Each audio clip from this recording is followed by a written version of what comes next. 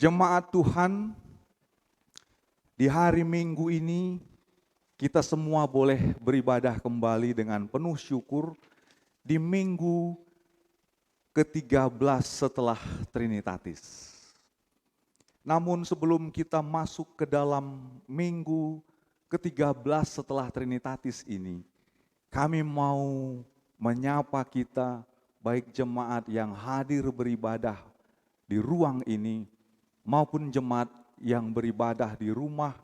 Kami mau menyampaikan salam hormat dan terima kasih karena doa dan dukungan yang begitu besar yang kami rasakan di dalam proses 2 minggu yang lalu di klinik persalinan. Kami bersyukur dengan doa-doa yang Bapak Ibu sampaikan hingga hari ini, itu menguatkan kami. Dan sungguh luar biasa penyertaan Tuhan bagi semua orang yang berseru.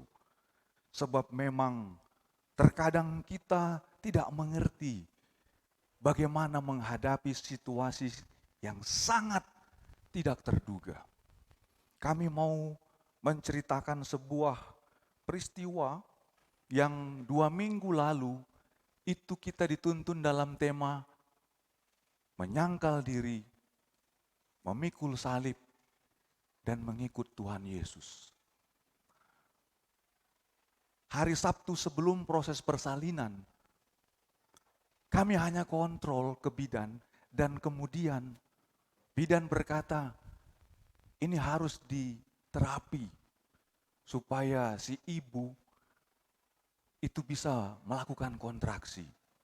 Akhirnya awalnya hanya kontrol, tapi kami tertahan di klinik sampai sore. Jam 7 malam baru ada kontraksi. Dan kedua, setelah ada kontraksi, bidan membantu untuk proses persalinan pronormal. Tapi sampai jam 10 malam, jam 2 dini hari, masih hanya bukaan 2. Bapak Ibu, padahal saya harus pulang jam 3 karena harus berangkat ke Bekasi untuk pelayanan minggu. Saya melihat bagaimana inang pendeta ini merintih dan bersyukur ada seorang ibu dari istri penatua kita yang mendampingi. Saya panggil ibu bidan yang bertugas, saya bilang saya harus meninggalkan klinik ini. Mereka kaget, lu siapa yang temani Pak Pendeta? Saya bilang, saya harus berangkat pelayanan. Saya percaya Tuhan akan jaga mereka. Karena firman Tuhan harus diberitakan di Bekasi. Mereka bingung. Kalau begitu, yang nanti mau jaga harus di swab. Jam 3, jemaat kita datang dan kami berangkat. Saya berdoa, Tuhan kau yang jaga mereka. Saya pulang, mandi, dan kemudian pemuda kita menemani kami berangkat di Bekasi. Saya merasakan bagaimana ketakutan yang luar biasa. Kalau nanti saya pergi meninggalkan klinik pasti ada omongan, suami macam apa itu?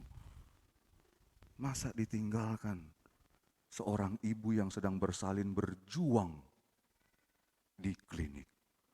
Tapi ketika saya mau bertahan di klinik, saya mau telepon pendeta malamnya, saya mau bilang saya nggak bisa melayani, saya harus menemani istri. Suara Tuhan lebih keras bilang, hamba Tuhan macam apa kau? Saya harus putuskan, berangkat. Selama saya mandi, saya merenung, Tuhan tolong mereka. Tolong mereka. Begitu saya naik dalam mobil bersama dengan pemuda kita, saya dikasih hikmat oleh Tuhan. Edi, apakah engkau sudah mengerti apa arti firman Tuhan hari ini? Saya langsung mengerti. Tuhan, saya ngerti. Kalau saya tinggal di klinik menemani mereka, berarti saya belum bisa memikul salib. Saya ngerti. Saya harus pergi beritakan firman karena saya tahu Tuhan jaga mereka. Betul. Setelah selesai pelayanan dari Bekasi, saya buka handphone. Ibadah jam 6 selesai, jam setengah 9 saya buka handphone. Saya dapat kabar, sudah bukaan 3, bayangin. Masih 3 ibu-ibu, bapak-bapak. Sampai pulang ibadah siang, kami berangkat balik ke klinik, baru bukaan 4. Ternyata si bayi mungkin sabar menunggu bapaknya yang mau pulang. Sehingga dalam proses yang terus berlangsung, puji Tuhan, di hari Minggu yang lalu, tanggal 28, pukul 10:09, lahirlah seorang putri, seorang anak perempuan yang luar biasa di tengah-tengah kehidupan kami. Sebenarnya saya belum berani untuk menyampaikan namanya. Karena dalam tradisi iman kita, nama itu hanya punya Tuhan. Tidak ada manusia yang punya nama ketika dia lahir. Yang bisa memberi nama hanyalah Tuhan. Makanya Tuhan kasih mandat sama Adam, kasih nama sama hewan-hewan. Dan yang memberi nama Hawa pun untuk istrinya itu juga Tuhan. Jadi saya belum berani kalau orang tanya siapa namanya. Karena nanti nama itu harus dilegalkan dalam sakramen baptisan kudus. Jadi sekarang namanya siapa? Panggil sajalah Butet. Begitu ya Bapak Ibu. Supaya kita sama-sama bersyukur dan mengingat ketika nama kita dimateraikan, itu berarti nama yang Tuhan akan panggil. Makanya kalau Tuhan panggil, pulanglah, berbaliklah. Nama itu melekat di hati Tuhan untuk memanggil kita. Siapakah yang dipanggil Tuhan? Setiap orang yang mau bertobat, Allah menghendakinya. Dan inilah firman Tuhan di minggu ke-13 setelah Trinitatis. Allah menghendaki pertobatan semua orang yang penuh dengan kelemahan dan dosa. Mari kita renungkan firman Tuhan ini Bapak Ibu. Kita akan baca firman Tuhan ini dari Injil Matius pasal ke-18. Dimulai dari ayat yang ke-12 hingga ayat yang ke-14. Ini adalah perikop yang sedikit saja dimasukkan oleh Lembaga Alkitab Indonesia dalam bagian perumpamaan tentang domba yang hilang. Sebab rangkaian dari pengajaran ini ada dalam pasal 18 dari ayat 1 hingga ayat yang ke-35. Namun kita mau lihat ini sebagai sebuah penekanan tentang siapakah orang-orang yang bertobat yang dimaksud oleh Tuhan Yesus. Mari kita ikuti pembacaan firman Tuhan ini, kami akan bacakan bagi kita sekalian. Injil Matius pasal yang ke-18 dari ayat yang ke-12 hingga ayat 14. Lembaga Alkitab Indonesia memberikan judul pada perikop ini perumpamaan tentang domba yang hilang. Bagaimana pendapatmu? Jika seorang mempunyai 100 ekor domba dan seekor diantaranya sesat, tidakkah ia akan meninggalkan yang 99 ekor di pegunungan dan pergi mencari yang sesat itu?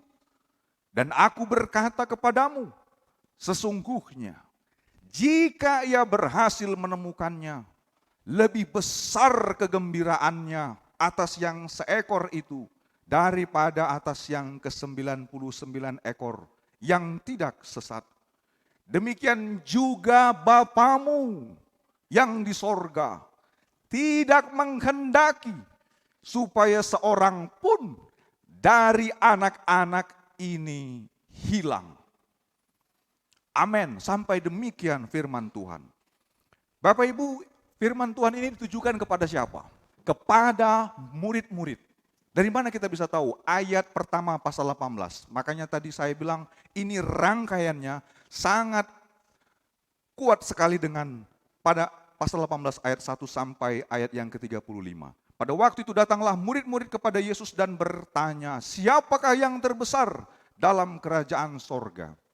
Jadi Tuhan Yesus mengajar pada waktu itu tentang bagaimana orang-orang yang akan hidup di dalam kerajaan surga. Saya mau tanya sama kita, Inang. Berarti sekarang sudah ada nggak penghuni surga? Ayo. Sekarang sudah adakah penghuni di surga? Ini firman Tuhan. Tuhan Yesus bilang, demikian juga Bapamu yang di surga. Melakukan hal yang sama. Berarti Tuhan itu, Tuhan Allah kita, nggak begitu senang dia ada di tahta kerajaannya. Bersama dengan para malak. Para tua-tua yang dilihat oleh Yohanes di kitab Wahyu, dia melihat ada banyak tua-tua sujud menyembah tahta Allah. Berarti sudah ada orangkah di surga? Firman Tuhan berkata, sudah ada. Bapa bersama dengan para malak, para malaikat, para tua-tua sudah di surga. Tapi dia tidak senang hanya di surga. Makanya Tuhan Yesus kasih perumpamaan. Apa perumpamaannya? Digambarkan tentang kalau ada domba 100, satu yang sesat, dia akan cari itu.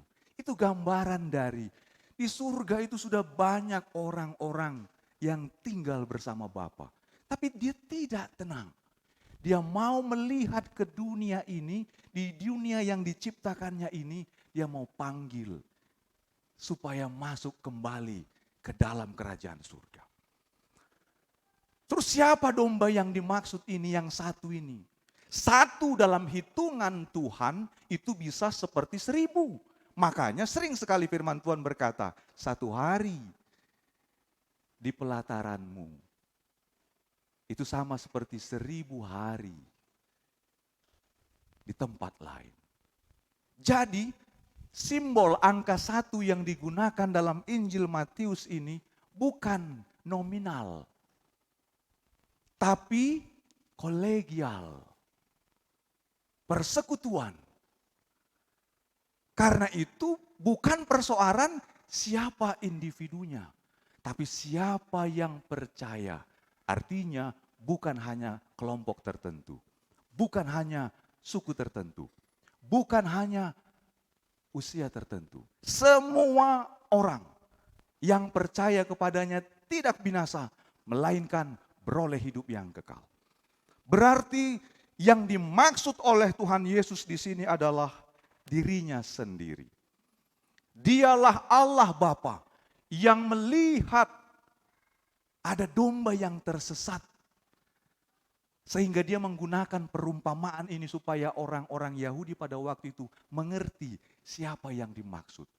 Karena kalau jumlah yang dimaksud tentu hanya orang-orang tertentu yang dipanggil. Tidak, bukan jumlah. Tapi ini adalah sebuah gambaran yang hilang itu orang yang perlu diberikan jalan pertobatan oleh Tuhan. Karena itulah Tuhan Yesus sebenarnya mau menceritakan tentang dirinya, dia Allah yang turun ke bumi untuk menjadi manusia, memanggil manusia-manusia yang berdosa itu. Digambarkanlah dia seperti domba. Jadi sekarang kita mengerti siapa yang dimaksud oleh Tuhan Yesus dalam perumpamaan ini. Itu adalah manusia yang belum percaya kepada Tuhan Yesus. Berarti Bapak Ibu, siapa orang yang belum percaya? Siapakah mereka? Amang pendeta, saya sudah sidi. Saya sudah mengikrarkan iman. Apakah itu disebut orang percaya? Secara harafiah, iya. Tetapi ada banyak orang Kristen, sekalipun dia sudah percaya, tapi ternyata dia sering tidak berjalan bersama Tuhan. Ini yang disebut orang yang tersesat. Karena dia berjalan dengan pengertiannya sendiri. Bukan dengan penyertaan Tuhan. Karena itulah perumpamaan ini menggambarkan tentang setiap orang yang tersesat, setiap orang yang masih belum melihat bagaimana penyertaan Tuhan, dia harus datang kepada Tuhan untuk menerima pertobatan. Bapak Ibu, kenapa Tuhan membutuhkan kesediaan setiap orang untuk bertobat? Ini pertanyaan kedua yang mau kita renungkan. Yang pertama tadi, kita percaya semua orang-orang yang berada di surga bersama dengan Bapa juga akan bersyukur menyambut setiap manusia yang percaya kembali ke rumah Bapa. Pertanyaan yang kedua, apakah orang-orang yang sudah percaya kepada Tuhan Yesus juga hidup di dalam Tuhan Yesus? Ini pertanyaan yang kita renungkan. Karena itu Tuhan menghendaki pertobatan kita. Ada banyak orang menganggap dirinya sudah Kristen, tapi ternyata dia belum melihat bagaimana sebenarnya hidup di dalam Tuhan itu yang ngeri-ngeri sedap. Contohnya, Inang, kalau kita dalam kondisi sakit kritis,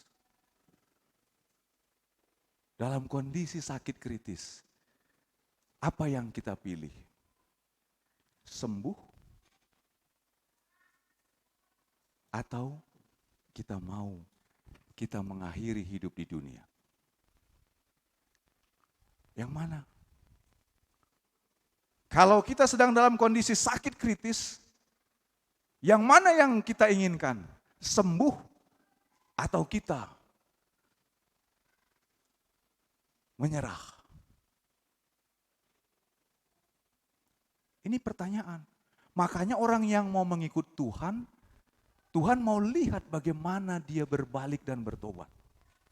Sehingga ketika kita dalam situasi-situasi krisis, kadang-kadang pikiran kita lebih kepada pikiran supaya kita selamat dan supaya kita tidak lagi menghadapi situasi yang genting itu. Karena itu dalam perumpamaan ini Tuhan Yesus mau kasih tahu bahwa domba yang sesat itu pasti akan mengalami kesulitan, pasti akan mengalami banyak persoalan, pasti akan mengalami kematian. Kenapa? Karena dia nggak sanggup untuk menghidupi dirinya sendiri. Lantas, siapa yang menghidupi kehidupan orang Kristen? Siapa yang berkuasa atas nafas dan kehidupan orang Kristen? Karena itulah kita juga sering sekali tersesat. Kita kira nafas kita punya kita. Kita kira kekuatan kita punya kita. Kita kira kesehatan kita punya kita. Ini gambaran domba yang tersesat. Maka orang yang masih hidup dalam pikirannya sendiri, kehendaknya sendiri, keinginannya sendiri, ini digambarkan Tuhan Yesus seperti orang-orang Farisi yang tersesat. Tapi kalau mereka mau mengikut Tuhan Yesus, sekalipun mereka menderita kehilangan nyawa, engkau akan mendapatkan nyawamu. Itulah yang Tuhan Yesus sampaikan dalam Matius pasal 12, 2 minggu yang lalu, perihal mengikut Yesus. Di ayat 18 ini, kita diingatkan tentang bagaimana orang-orang yang mau mengikut Tuhan, supaya melihat kuasa Tuhan di dalam hidupnya. Berarti kalau kita masih sering sekali hidup dengan kemauan kita, dengan segala kehendak kita, kita juga orang-orang yang tersesat Bapak Ibu. Karena itu Tuhan mau, Dia menghendaki pertobatan kita. Supaya kita bergantung, supaya kita benar-benar hidup dari anugerah Tuhan. Apa itu anugerah Tuhan? Inilah yang disebut dengan kasih setia Allah yang dinyatakan kepada kita Dari mana kita bisa tahu? Kita mau buka Kidung Jemaat nomor 240A. Mari kita buka Kidung Jemaat nomor 240A. Bagaimana kita merenungkan pertobatan yang dimaksud oleh Tuhan Yesus? Kidung Jemaat nomor 240A, bagi yang punya Alkitab, khususnya Alkitab Kidung Jemaat, di sana dituliskan judulnya adalah Datanglah ya Sumber Rahmat. Coba lihat siapa yang menuliskan ataupun siapa yang membuat lagu itu Bapak Ibu. Syairnya itu ditulis dalam judul Come Thou Fount of Every Blessing, yang dituliskan oleh Robert Robinson tahun 1758. Ada seorang anak di usianya yang ke-8 tahun, dia kehilangan ayahnya. Dia menangis, dia kecewa, dia tidak terima kenyataan. Karena ayahnya meninggal, ditinggal hon amongna. Sehingga dia begitu tersiksa karena tidak punya siapa-siapa yang menolong dia. Akhirnya dia tidak lagi punya orang tua yang senantiasa bisa menjadi andalan dia. Karena biasanya anak-anak itu kalau ditanya, siapa pahlawanmu? Bapakku, bapakku kuat. Dia tidak punya. Dia diledek-ledek oleh banyak anak-anak yang lain. Kenapa? Karena anak-anak yang lain di lingkungannya itu sangat nakal. Sehingga Robert ini mengalami bulian, mengalami berbagai hal yang negatif dari lingkungannya. Akhirnya ibunya merasa kasihan dengan Robert ini. Sehingga dia dimasukkan di usia yang ke-15 tahun ke sekolah Alkitab. Supaya berubah. Bayangkan orang nakal disuruh masuk ke dalam lingkungan untuk berubah. Tambah baik atau tidak Bapak Ibu? Ternyata tidak. Karena ternyata pada zaman itu banyak orang tua kalau anaknya nakal dimasukkanlah ke asrama. Ada banyak orang tua anaknya nakal dimasukkan ke asrama. Banyak orang tua anaknya nakal dimasukkan ke asrama. Jadi yang berkumpul di asrama itu siapa? Anak-anak nakal. Jadi ternyata pada waktu itu orang-orang yang berkumpul di situ, teman-teman si Robert ini makin menjadi-jadi. Mereka selalu membuat kerusuhan, selalu membuat persoalan. Sampai mereka berencana, ayo kita hancurkan tempat ini. Kalau ada orang beribadah, kita ganggu orang-orang yang beribadah itu. Kenapa Bapak Ibu? Karena dia ditinggalkan bapaknya, dia tidak mengenal sosok bapa. Dia tidak mengenal sosok ayah yang ideal mendidik dia. Ini membuat dia memberontak, ini membuat dia marah, ini membuat dia benci kepada orang-orang di luar karena tidak adil rasanya hidup ini. Singkat cerita, mereka melakukan berbagai kerusuhan. Sampai suatu waktu akan dilaksanakan sebuah KKR yang besar yang mengundang seorang pengkhotbah yang begitu hebat untuk banyak orang-orang Kristen di Inggris. Kemudian Robert bersama dengan gengnya ini bersepakat.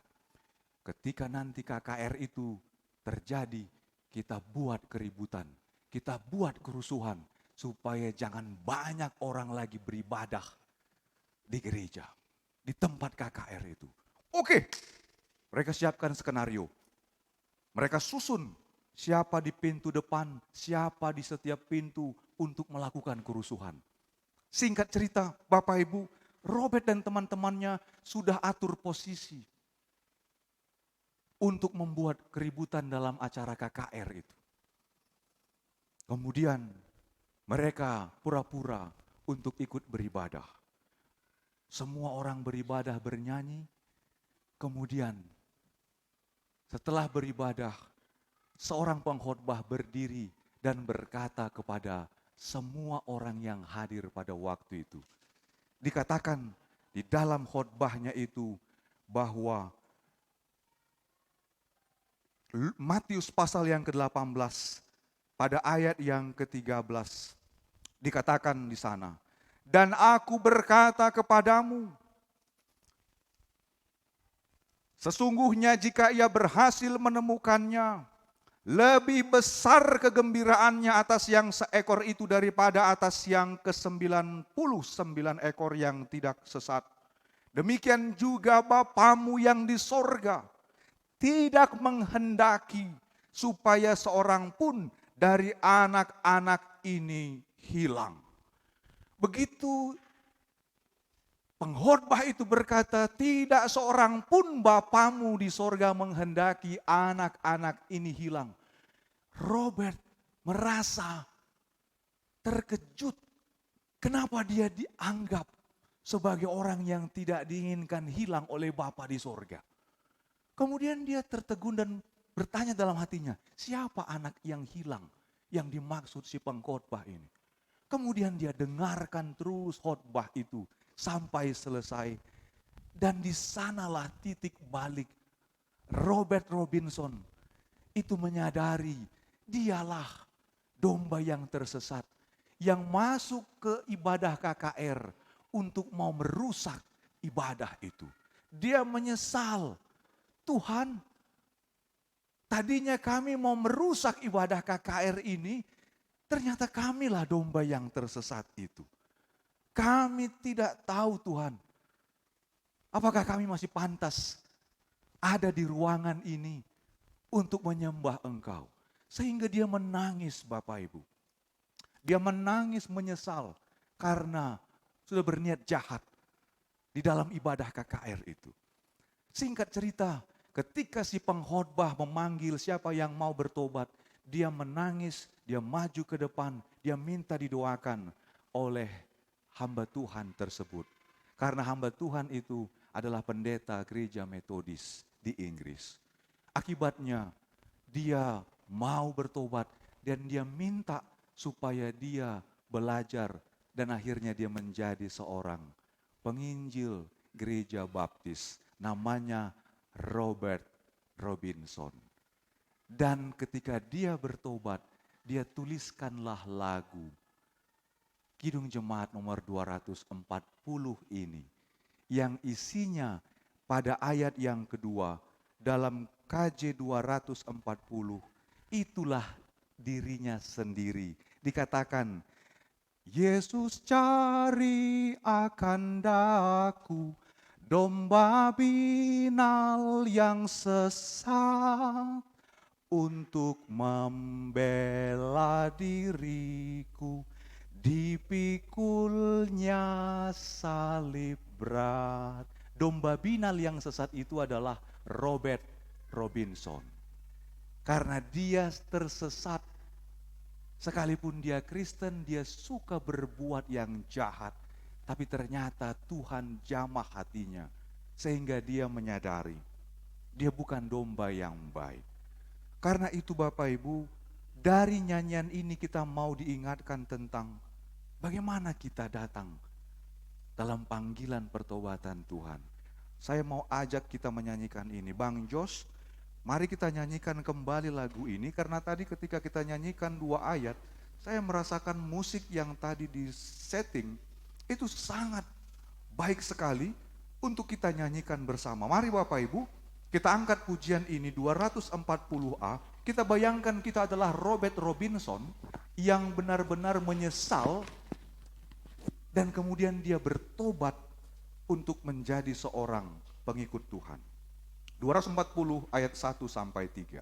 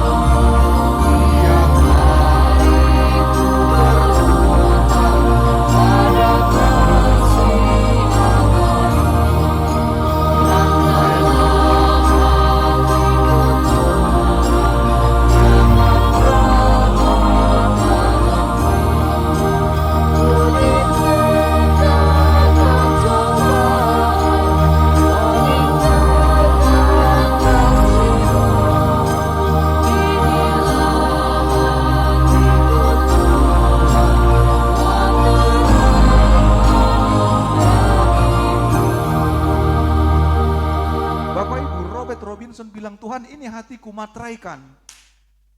Kalau aku berbuat curang, aku berbuat yang tidak baik, maka Engkau yang akan mengingatkanku.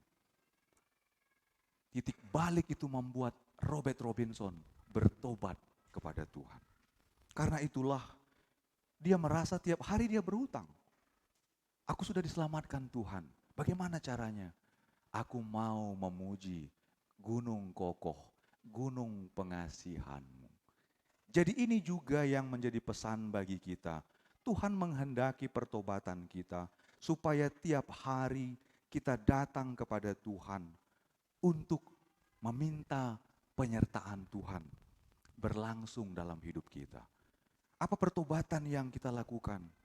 Kalau kita jarang berdoa, maka orang yang bertobat mulailah berdoa kepada Tuhan. Orang yang jarang untuk mendoakan orang lain, mulailah mendoakan orang lain. Jarang ikut terlibat untuk beli bazar, bertobatlah, mulailah beli bazar. Karena itu bagian kecil dari bentuk-bentuk pertobatan. Jarang kita mau memberi pujian kepada orang lain, bertobatlah, mulailah memberikan apresiasi pujian bagi orang lain. Pertobatan itu kecil tapi memberi makna. Itu yang Tuhan mau. Sehingga kita merasakan hal-hal baik yang terus kita miliki, itu juga menjadi berkat bagi banyak orang.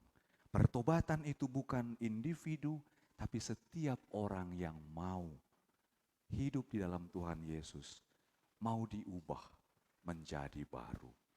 Inilah firman Tuhan yang menyapa kita, kiranya Tuhan menguatkan kita di dalam setiap menghadapi tugas-tugas pekerjaan kita dimanapun kita berada. Amin, kita berdoa. Kami kembali bersyukur Tuhan, ketika kami mendengarkan firman-Mu. 2000 tahun yang lalu Engkau berbicara kepada para murid-murid untuk mengingatkan para murid-murid dan semua orang banyak yang mengikut Engkau bahwa domba yang tersesat itu adalah setiap orang yang hidup di dunia ini tapi tidak berjalan di dalam jalan kebenaran dan hidup yang kekal. Karena itulah Tuhan, Engkau memberi perumpamaan. Bagaimana gembala yang baik itu mencari domba yang tersesat itu. Itu adalah gambaran dari Tuhan Allah yang menjadi manusia, yang mencari semua manusia yang berdosa, yang berbeban berat, untuk percaya kepada Tuhan Yesus. Tuhan ampuni kami, kalau kami juga sering sekali sudah percaya kepadamu, tapi terkadang kami melakukan apa yang hanya menyenangkan hati dan pikiran kami. Kami sering sekali Tuhan melakukan hal-hal yang tidak berkenan kepadamu. Firman-Mu mengingatkan kami supaya kami tidak hidup dengan pikiran, dengan kehendak, dengan keinginan kami sendiri. Tapi kami mau hidup berjalan bersama Tuhan. Sebab Tuhan yang akan menyertai, Tuhan yang akan memberkati, mencukupkan segala sesuatu, dan melakukan segala perkara dalam hidup kami. Tuhan, berkati kami semua jemaat-Mu yang boleh mendengarkan firman-Mu, supaya kami terus mengucap syukur, menyanyikan pujian seperti Robert Robinson. Ketika ia sudah percaya kepadamu Tuhan, dia bersyukur dan berhutang setiap hari karena Tuhan berikan keselamatan. Seharusnya dia mati binasa karena perbuatannya, tapi Tuhan mati tersalib untuk menebusnya. Kami pun Tuhan sering sekali berdosa dan binasa karena perbuatan dosa kami. Tapi Tuhan selalu menolong kami. Karena itu kami pun berhutang kepada Tuhan atas keselamatan yang Tuhan beri. Maka Tuhan, pada hari ini biarlah kami mengingat keselamatan yang Tuhan berikan di dalam pertobatan kami. Kami mau mendekat kepadamu. Kami mau berdoa kepadamu. Kami mau memuji Engkau. Kami mau beribadah dengan setia di jemaat ini. Kami mau ikut serta di dalam berbagai kegiatan pelayanan di tengah gerejamu ini. Kami mau senantiasa melakukan yang baik untuk sesama kami. Tuhan, mampukan kami, supaya lewat pertobatan itu, kami berkenan di hadapan-Mu. Demikian juga Tuhan, kami mau berdoa untuk semua jemaat-Mu yang berulang tahun dengan penuh sukacita, baik di dalam ulang tahun pernikahan keluarga mereka. Kami bawa Tuhan setiap keluarga ini kepadamu. Keluarga Amang Hari Turnip dengan Inang Boru Panjaitan. Keluarga Amang Dimpos Pasaribu Inang Elizabeth Widyaningrum. Keluarga Amang Hornop Nenggolan Ibu Margareta Boru Manurung. Tuhan, Engkau yang mempersatukan mereka, maka Engkau juga yang menyertai dan memberkati mereka. Biarlah kasih setiamu senantiasa menyertai dan menguatkan mereka menjadi keluarga Tuhan yang senantiasa memancarkan kemuliaan-Mu di dalam setiap kehidupan mereka. Kami juga bersyukur Tuhan, karena pada minggu ini kami merasakan sukacita dari setiap jemaat Tuhan yang berulang tahun. Kami berdoa untuk anak Tuhan Marsha Caroline Hutagalung, Saudara Rickson Sitorus, Ibu Delina Roswita Panjaitan, Ibu Sri Ratu Rasmi Silaban, Bapak John Konrad Manurung, Ibu Elvi Helentina Simanjuntak. Tuhan, kami pun bersuka cita ketika jemaat Tuhan yang berulang tahun ini juga merasakan bagaimana kasih setia dan keselamatan Tuhan di dalam hidup mereka. Maka biarlah Tuhan di dalam pertambahan umur, Tuhan tambahkan hikmat, kekuatan, berkat Tuhan di tengah kehidupan jemaat, sehingga mereka senantiasa boleh bersyukur di dalam setiap kebaikan Tuhan. Terima kasih Tuhan untuk semua kebaikan-Mu bagi kami. Kami serahkan hidup kami sepanjang minggu ini ke dalam tangan kasih-Mu. Tuhan yang menyertai seluruh jemaat, mulai dari anak sekolah minggu hingga lansia, di dalam setiap aktivitas, pekerjaan, dan kegiatan mereka. Engkau yang senantiasa menyertai. Terima kasih Tuhan Yesus, terpujilah nama-Mu kekal sampai selama-lamanya. Amin. Jemaat Tuhan yang terkasih, mari kita kembali merespon firman Tuhan. Kita angkat pujian kita kembali dengan penuh syukur dari NKB 154 ayat 1 dan 3.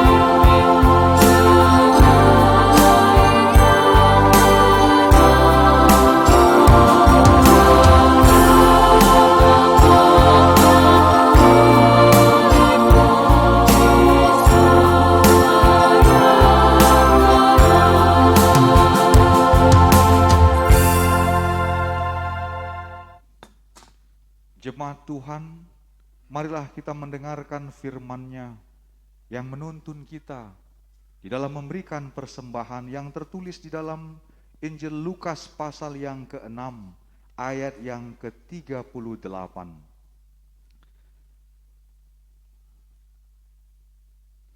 Berilah dan kamu akan diberi suatu takaran yang baik, yang dipadatkan, yang digoncang, dan yang tumpah keluar akan dicurahkan ke dalam ribaanmu.